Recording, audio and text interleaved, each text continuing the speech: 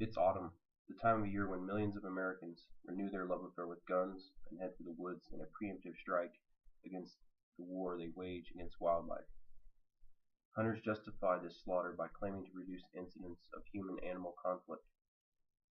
They tell us that they must kill to protect Americans from automobile deer collisions and save animals from certain starvation. They would have us believe that hunting is not only good for people, but also good for the animals they kill. Yet in reality, hunting is neither useful nor necessary. It is an environmentally and socially destructive practice historically grounded in racial injustice. This is the opening of an article written by Kelly Overton, an anti-hunter who has very strong feelings against killing the animals for any reason. There are also very strong arguments about how animals that aren't outright murdered are affected by hunters. PETA.org tells us that hunting disrupts migration and hibernational patterns and destroys families.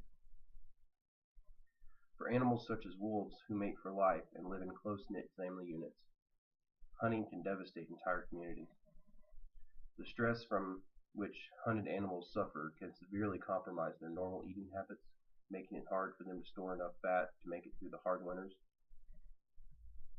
Stress can also cause animals to bound on the roadways, abandon their young, and become weak and succumb to parasites and disease. These evil hunters have found many loopholes to assist them in their quest for blood, as PETA tries to explain that there are a lot of problems with the economics and the ethics of hunting. Most hunting occurs on private land, where laws that protect wildlife are often inapplicable or difficult to enforce.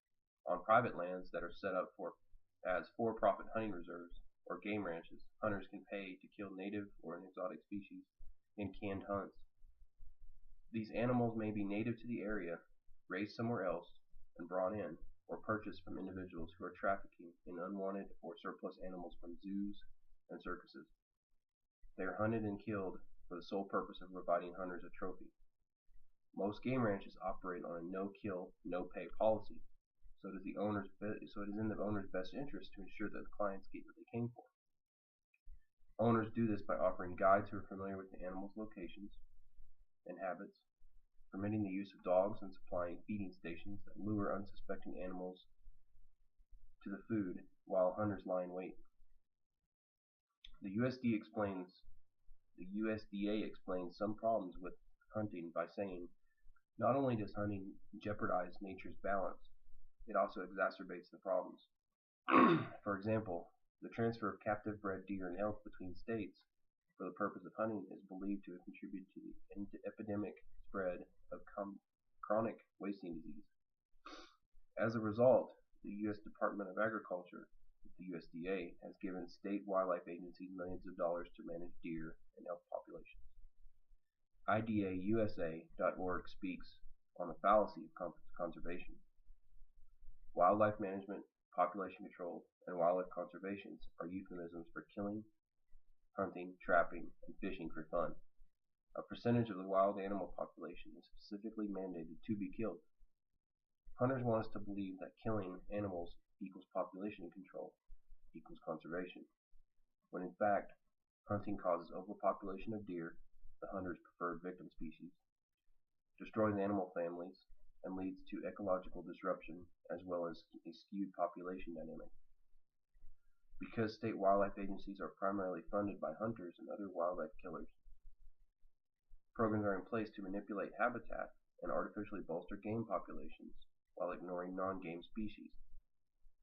These programs lead to overpopulation and unbalanced ecosystems by favoring buck-only hunts, pen-raising pheasants and other birds as living targets for hunters.